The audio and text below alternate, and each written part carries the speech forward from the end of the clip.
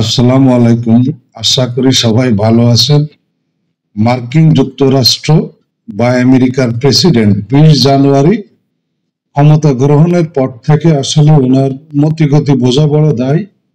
কখনো উনি বলছেন গাজা দখল করে নেবেন, কখনো বলছেন গাজাকে ইসরায়েল তার হাতে তুলে দিবে, আবার এখন বলতেছেন ইউক্রেন একদিন রাশিয়ার অংশ হতে পারে। তার মানে কি উনি ইউক্রেনকে এখন নিজের সম্পত্তি ভাবছেন এবং সেটাকে রাশিয়ার হাতে তুলে দেওয়ার পরিকল্পনা করছেন, এরকম কিছু হতে চলেছে নাকি? মার্কিন প্রেসিডেন্ট ট্রাম্প মনে করেন ইউক্রেন একদিন রাশিয়ার হতে পারে।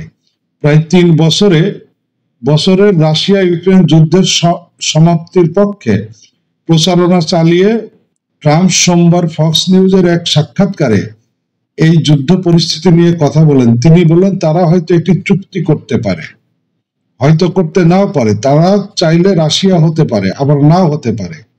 এই সপ্তাহের শেষে ইউক্রেনের প্রেসিডেন্ট জেলেনস্কির সঙ্গে সাক্ষাৎ করতে যাবেন ট্রাম্পের ভাইস প্রেসিডেন্ট জেডি ভ্যান্স। বৈঠকের মাধ্যমে রাশিয়া ইউক্রেন যুদ্ধের একটি গতি করতে চান ট্রাম্প। জেলেনস্কির মুখপাত্র সের্গি নিকিফোরভ এএফপি-কে বলেন প্রেসিডেন্ট জেলেনস্কি আগামী শুক্রবার মিউনিখ সিকিউরিটি কনফারেন্সের অবসরে ভান্সের সঙ্গে সাক্ষাৎ করবেন। ট্রাম্প বলেন যুদ্ধে অবসান ঘটাতে একটি প্রস্তাব প্রস্তুত করার ফল তার বিশেষ দূত কিথ কেলগকে শীঘ্রই ইউক্রেনে পাঠাবেন।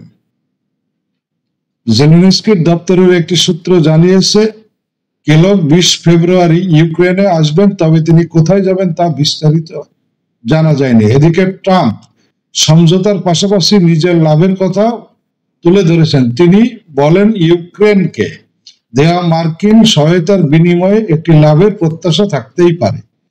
কিয়েভের প্রাকৃতিক সম্পদ যেমন বিরল খনিজ দিয়ে এর বিনিময় মূল্য দেওয়ার কথা ভাবা যেতে পারে। তিনি আরো বলেন আমরা সেখানে এত টাকা ঢালছি আর আমি বলছি আমি সেটা ফেরত চাই। আমি তাদের বলেছি আমি সমপরিমাণ কিছু চাই, যেমন $500 বিলিয়ন বিরল খনিজ, এবং তারা মূলত এতে সম্মত হয়েছে। ট্রাম্প যত দ্রুত সম্ভব এই যুদ্ধের অবসান চাচ্ছেন। অন্যদিকে জেলেনস্কি রাশিয়ার সঙ্গে যে কোনো চুক্তিতে যাওয়ার আগে ওয়াশিংটনের কাছ থেকে কঠোর নিরাপত্তার নিশ্চয়তা চাইছেন।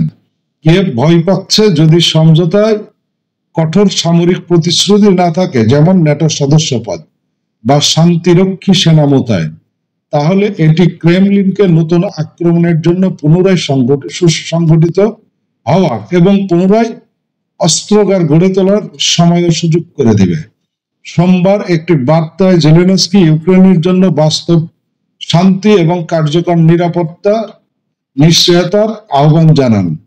তিনি বলেন মানুষের নিরাপত্তা, রাষ্ট্রের নিরাপত্তা, অর্থনৈতিক সম্পর্কের নিরাপত্তা এবং অবশ্যই আমাদের সম্পদ সংহতি শুধু ইউক্রেনের জন্যই নয়, পুরো স্বাধীন বিশ্বের জন্য। তবে ট্রাম্প সমঝোতা চাইলেও ইউক্রেনের প্রেসিডেন্ট জেলেনস্কি ও রাশিয়ার প্রেসিডেন্ট পুতিন আগেও একে অপরের সঙ্গে সরাসরি আলোচনা থেকে বিরত ছিলেন এবং তাদের মধ্যে একটি চুক্তি সম্পাদনের জন্য কোনো ইতিবাচক উপায় নেই বললেই চলে। তবুও ট্রাম্প বলেন তিনি যুদ্ধের সমাপ্তি ঘটাতে মধ্যস্থতা করতে চান, তবে দুই পক্ষকে আলোচনায় আনার কোনো বিস্তারিত প্রস্তাব এখনো দেননি ট্রাম্প। তো কি বুঝলেন যে ট্রাম্প নিজেরটা আসলে ঠিকই বলছে যে এই যুদ্ধ উনি যেরকম চাচ্ছেন না, এবং উনি $500 বিলিয়ন সমমূল্যের খনিজ সম্পদ দাবি করে বসেছে ইউক্রেনের কাছে।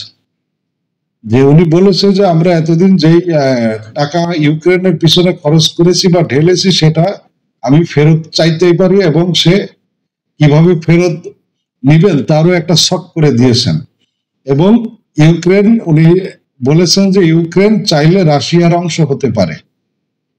অর্থাৎ ট্রাম্প যেরকম চাচ্ছেন যে কানাডা উনি দখল করে নেবেন, গ্রিনল্যান্ড উনি দখল করে নেবেন, তারপরে আপনার গাজা উনি কিনে নেবেন, অথবা ওনার আশা ইসরায়েল ওনার কাছে তুলে দিবে, তো এতগুলো আকাম করতে হইলে তো রাশিয়াকে খুশি না করে এত সহজে পারবে না, কারণ রাশিয়া কিন্তু ইতিমধ্যে এই যে গাজা বা হামাসের সাথে তার যে একটা সখ্যতা রয়েছে সেই জিনিস বিগত দিনগুলোতে স্পষ্ট হয়ে উঠেছে। এখন আমেরিকার যে প্রেসিডেন্ট ট্রাম্প চাচ্ছে উনি ইউক্রেনকে একেবারে বলি দিয়ে রাশিয়ার সাথে একটা ভালো সম্পর্ক গড়ে এই সমস্ত জিনিসগুলো কক্ষিগত করতে। ভালো থাকবেন সবাই।